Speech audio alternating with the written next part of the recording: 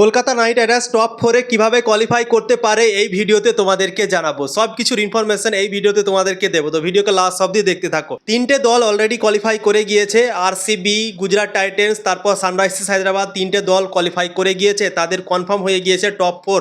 কিন্তু একটা স্লট এখন বেঁচে আছে এবং সেই স্লটটা কলকাতাকে যদি পেতে হয় তাহলে কি কি করতে হবে চলুন এক এক করে তোমাদেরকে জানাচ্ছি। কলকাতা নাইট রাইডার্সকে সবার প্রথমে দুটো ম্যাচ জিততে হবে এবং কালকে মুম্বাই ইন্ডিয়ান্সের সাথে ম্যাচটা খেলতে নামছে কলকাতা নাইট রাইডার্স।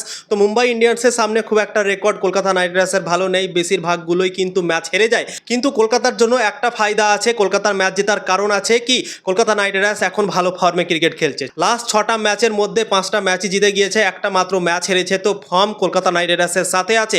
অপরদিকে মুম্বাই ইন্ডিয়ান্স দল যে আগে শুরুর দিকে যে প্লেইং 11 তারা খেলিয়েছিল, সেরকমভাবে কিন্তু তারা প্লেইং 11 খেলাচ্ছে না বন্ধুরা। তারা শুধু খেলাচ্ছে নতুন প্লেয়ারগুলোকে চান্স দিচ্ছে, কেননা তারা বিদায় হয়ে গিয়েছে। তো তারা এখন নতুন প্লেয়ার খুঁজছে কি কোন প্লেয়ার ভালো পারফরমেন্স করে দিতে পারবে 2027 সালের আইপিএলে। সেই রকমভাবে প্লেয়ারগুলোর কাছ থেকে ভাই পারফরমেন্স জেনে নিচ্ছে কি কেমন কে পারফরমেন্স দিতে পারছে তাদের দল থেকে নতুন প্লেয়ারগুলো বন্ধুরা। তো নতুন প্লেয়ারগুলোকে চান্স দিচ্ছে মুম্বাই ইন্ডিয়ান্স। তো এই ফায়দাটাই কলকাতা নাইট রাইডার্স উঠাতে পারে এবং কলকাতা নাইট রাইডার্স আশা করছি ফর্মেও আছে। তো আমার মনে হয় কলকাতা নাইট রাইডার্স মুম্বাই ইন্ডিয়ান্সকে হারাতে পারে, যেভাবে মুম্বাই ইন্ডিয়ান্সের ফর্ম এই বছর চলেছে বন্ধুরা। তো কালকে মুম্বাই ইন্ডিয়ান্সের সাথে যে ম্যাচটা আছে সেই ম্যাচটা কলকাতাকে জিততে হবে, তাহলে কলকাতা নাইট রাইডার্সের হয়ে যাবে 13 পয়েন্ট এবং একটা ম্যাচ কলকাতার বাঁচবে। সেই ম্যাচটা 24 তারিখে খেলবে কলকাতা নাইট রাইডার্স এই আইপিএল 2026 সালে লাস্ট ম্যাচ খেলবে বন্ধুরা, লাস্ট লিগ ম্যাচ খেলবে। মানে কলকাতার কাছে চান্স থাকবে কি হ্যাঁ আমাদেরকে কত রানে ম্যাচ জিততে হবে। ধরো যদি নেট রান রেটে কোয়ালিফাই চলে আসে তাহলে কিন্তু কলকাতা নাইট রাইডার্স বুঝতে পারবে কি হ্যাঁ আমাদেরকে কত রানে ম্যাচ জিততে হবে, কি করে খেলতে হবে, সব কিছুই কিন্তু জানার থাকবে। তো কলকাতার জন্য এই জিনিসটা একটা ভালো কাজ হয়েছে বন্ধুরা, কি লাস্ট লিগ ম্যাচ খেলছে কলকাতা নাইট রাইডার্স 24 তারিখে। তো এখন যে জায়গায় দাঁড়িয়ে আছে এই টুর্নামেন্টটা, তো সেই জায়গা অনুযায়ী তোমাদেরকে জানাচ্ছি কি কলকাতা নাইট রাইডার্সকে কী কী কাজ করতে হবে, তারপর কোয়ালিফাইটা নিশ্চিত হতে পারে টপ 4-এ বন্ধুরা। আজকে খেলা আছে এলএসজি আর রাজস্থান রয়্যালসের মধ্যে। আজকে লখনৌ সুপার জায়ান্টসকে ম্যাচ জিততে হবে, রাজস্থান রয়্যালসকে ম্যাচ হারতে হবে, তাহলে কিন্তু রাজস্থান রয়্যালস আর 16 পয়েন্টে পৌঁছাতে পারবে না।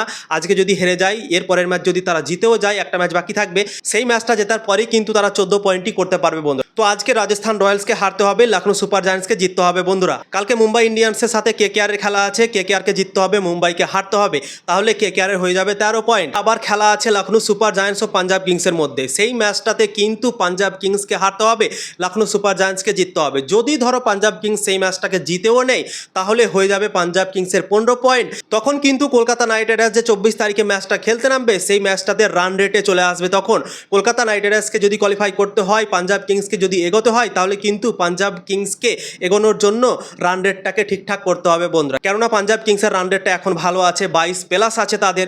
তো পাঞ্জাব কিংস যদি ধরো লাস্ট ম্যাচটা জিতে যায় লখনৌর বিপক্ষে, তাদের হয়ে যাবে 15 পয়েন্ট, তাদের রান রেটও খুব একটা খারাপ থাকবে না, ম্যাচ জিতলে আরও ভালো হবে, ঠিক আছে। তো কলকাতা নাইট রাইডার্স যেহেতু লাস্ট লিগ ম্যাচ খেলছে, তো সেই ম্যাচটাতে কলকাতা নাইট রাইডার্সকে ভালোভাবে জিততে হবে। কত রানে জিততে হবে সব কিছুই কিন্তু কলকাতা নাইট রাইডার্স সেই সময় জানতে পারবে 24 তারিখে বন্ধুরা। তো কলকাতা নাইট রাইডার্সের জন্য একদম খুলে গিয়েছে এই প্লে অফটা। আজকে যদি লখনৌ সুপার জায়ান্ট জিতে যায়, রাজস্থান রয়্যালস হেরে যায়, তাহলে কিন্তু কলকাতা আর পাঞ্জাবের চান্স বেড়ে যাবে এই আইপিএল 2026 সালে কোয়ালিফাই করার জন্য টপ 4-এ বন্ধুরা। তখন কিন্তু এই দুটো দলেরই চান্স বেশি থাকবে কোয়ালিফাই করার জন্য।